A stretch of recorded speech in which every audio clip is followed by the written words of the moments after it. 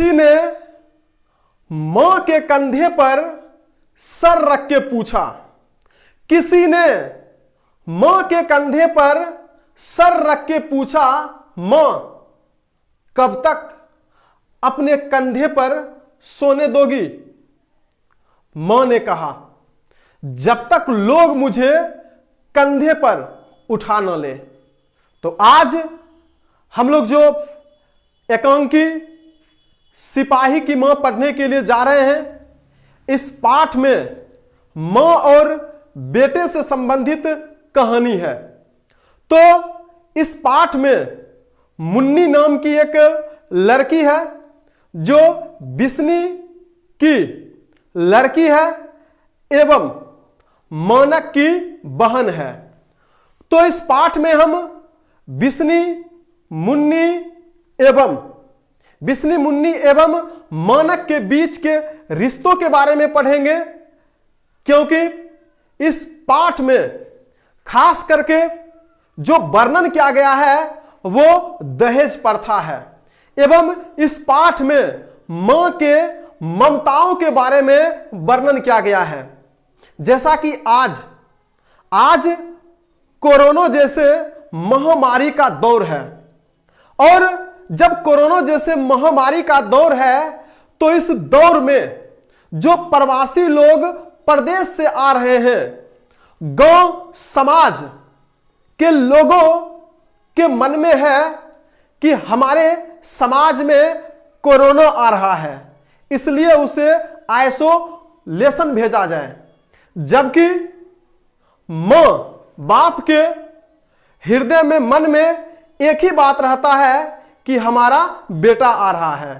यानी यहां पर मां के ममता में कोरोना जैसे महामारी का किसी तरह का उनके हृदय में किसी तरह का भय नहीं है। यानी यहां पर मां के हम प्रेम को हम देख रहे हैं। तो इस पाठ में जो है मां बेटे के रिश्ते का वर्णन है एवं दहेज प्रथा का वर्णन है। यानी कि मानक जो अकेला एक भाई है, यानी कि बिस्नी का जो है ये इकलौता बेटा है और एक बहन मुन्नी है। अब मुन्नी का उम्र लगभग 14 वर्ष हो गया है और जिस गांव से वो मानक अपना संबंध रख रहे हैं उस गांव में लगभग 13 वर्ष तक जाते जाते उस लड़की को शादी कर देते हैं। अब बड़ा आश्चर्य की बात यह है कि अब मानक की जो बहन है जिनका उम्र 14 वर्ष हो गया है और उनका अभी तक विवाह नहीं हुआ है, गांव के लोग बरघोरी कह के पुकारते थे, गांव के लोग मुटियार कह के पुकारते थे, क्योंकि लड़की का उम्र अत्यधिक हो गया है, परंतु वो शादी नहीं कर पाते हैं। क्यों नहीं कर पाते हैं? क्योंकि उनके पास पैसा नहीं है, उनके पास रुपया नहीं है। अब उनके घर पर रिश्तों के लिए जो बात करने के लिए आते हैं, वह बात करते समय जब दहेज का बात करते हैं तो दहेज को लेकर रिश्ते को तोड़ देते हैं। यानी कि इस पाठ में जो है दहेज प्रथा को विशेष रूप से इसमें चर्चा किया गया है।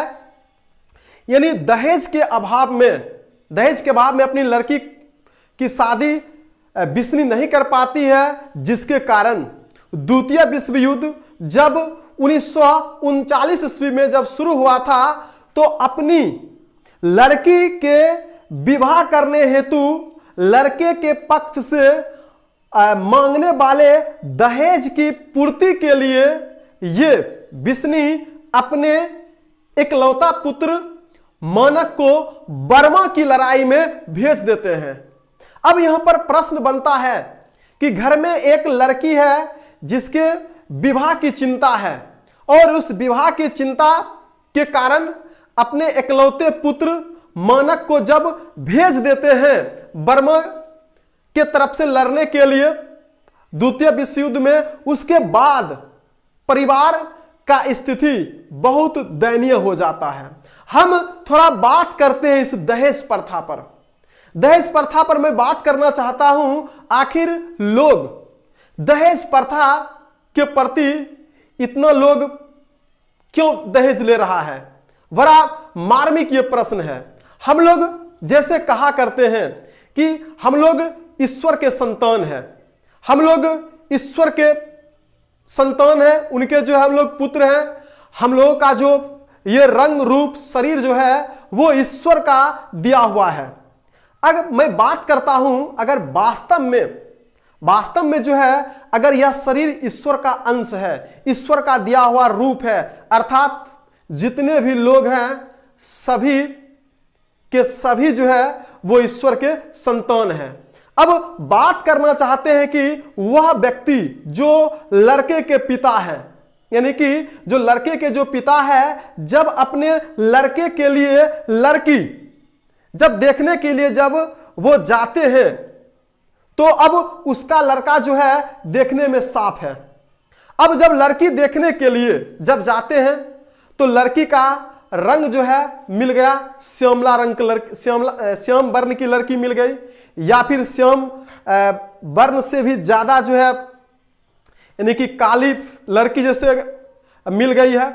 तो ऐसी परिस्थिति में लड़के के जो पिता होते हैं, जो ईश्वर के बहुत बड़े पुजारी होते हैं, वो पूजा पाठ करते हैं और मानते भी हैं। अब ऐसी परिस्थिति में वो एक शब्द में कह देते हैं कि लड़की हमें पसंद नहीं है, क्योंकि लड़की का रंग श्यामला है, जबकि मेरा जो लड़का है उसका रंग गोरा है।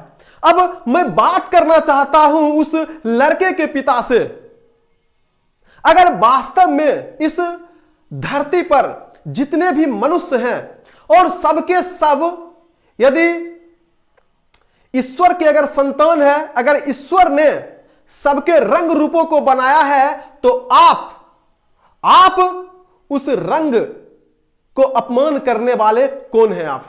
हां, अगर आपको लड़की पसंद नहीं है, आपको दहेज अत्यधिक मात्रा में नहीं दे रहा है, तो आप एक शब्द में कह सकते हैं कि हमारे लड़का का योग्यता और आपकी लड़की की योग्यता मैच नहीं करता है और इस आधार पर हम शादी नहीं कर सकते हैं। आपकी लड़की जो है उसका उम्र ज्यादा है या कम है और हमारे लड़का का उम्र उससे जो है बहुत ज्यादा उम्र पड़ता है या फिर कम उम्र आता है, इस प्रकार हम विवाह नहीं करेंगे।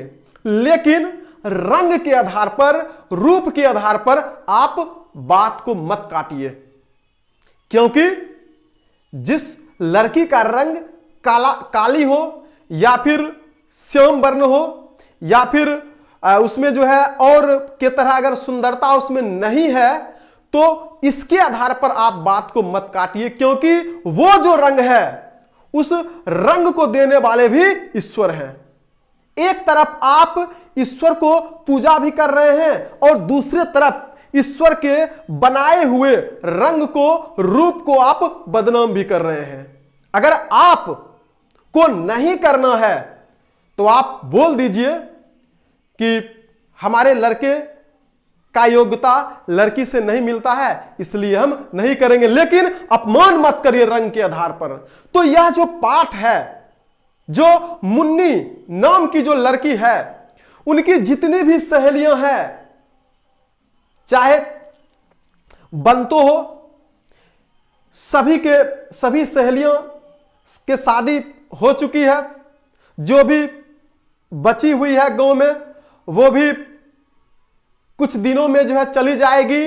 अगर कोई बची है तो सिर्फ मुन्नी बची हुई है, सिर्फ इसलिए क्योंकि उसके पास दहेज देने के लिए रुपया नहीं है और दहेज के कारण उनके साथ जो है विवाह नहीं हो पाता है। बड़ा आश्चर्य लगता है, बड़ा अफसोस होता है इस दहेज प्रथा को लेकर। आखिर इस तरह का घटना क्यों, इस तरह का सोच क्यों?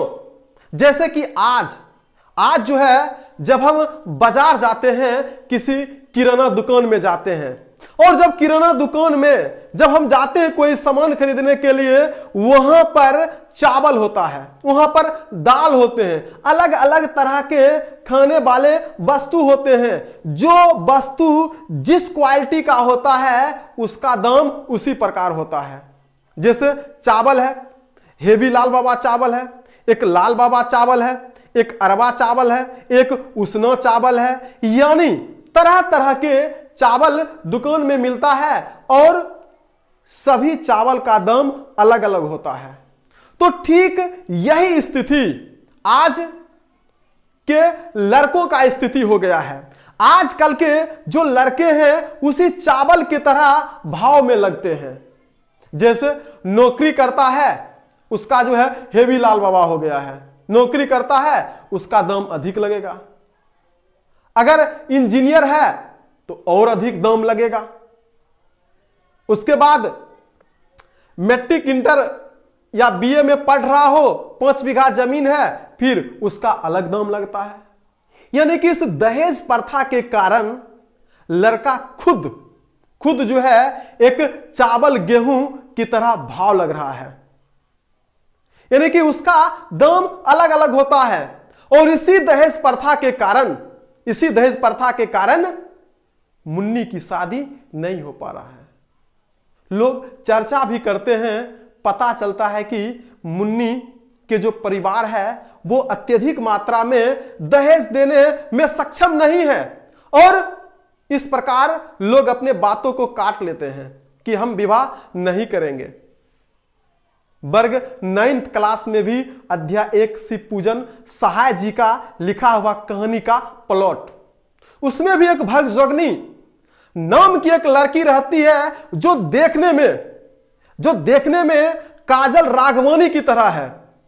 इतनी सुंदर है देखने में कि उसके जोर का जो है कोई नहीं है, परंतु वो इतनी गरीब है कि उससे विवाह करने के लिए कोई तैयार नहीं है।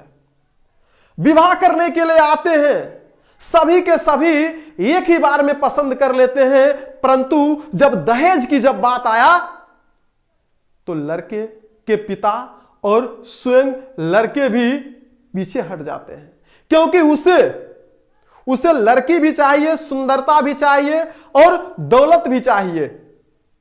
और इस दहेज प्रथा के कारण उस लड़की अर्थात भगजोगनी की शादी एक अधेड़ उम्र के व्यक्ति के साथ होता है। तो यही दहेज प्रथा जिसके कारण वो बिस्नी अपने इकलौता पुत्र बर्मा की लड़ाई द्वितीय विश्व युद्ध में भेज देते हैं, जिसका परिणाम क्या होता है हम लोग इस पाठ के माध्यम से जानेंगे। तो यह सिपाही की मां जो निम्न मध्य वर्गीय से लिया गया है, यह एक एकांकी है। और इस पाठ में जो बिस्नी है जो मां के रोल में है, उसके बाद मुन्नी है जो एक लड़की है, बिस्नी की बेटी है ये, जिनका उम्र 14 वर्ष है। उसके बाद कुंती है जो बिस्नी के पड़ोसन है। उसके बाद दीनू है, ये भी पड़ोसन है जो पुरुष पात्र है, जबकि कुंती महिला पात्र है। उसके बाद एक लड़की है जो क्रिश्चियन है, और फिर दूसरी लड़की है ये भी क्रिश्चियन है, नाम अज्ञात रखा गया है। जबकि इसी पाठ में एक मानक नाम का लड़का है जो बिस्नी का इकलौता जो है बेटा है। उसके बाद एक सिपाही है जो अंग्रेज के तरफ से है। और इस प्रकार हमारे पाठ में अभी जो हम लोग चर्चा किए हैं, ये सब पाठ के जो है ये सब एक पात्र हैं, और इसी आधार पर और इन्हीं से संबंधित ये कहानी बना है। हम लोग जो है इस कहानी को पढ़ेंगे, अगला वीडियो में आएंगे।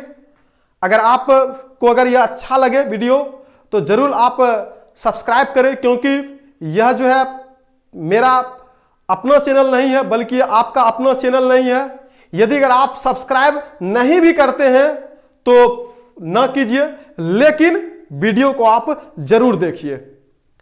और यह जो पाठ है इसका जो है हम लोग पूरी कहानी जो है अगला वीडियो में लेकर आएंगे। ये वीडियो भाग 1 है।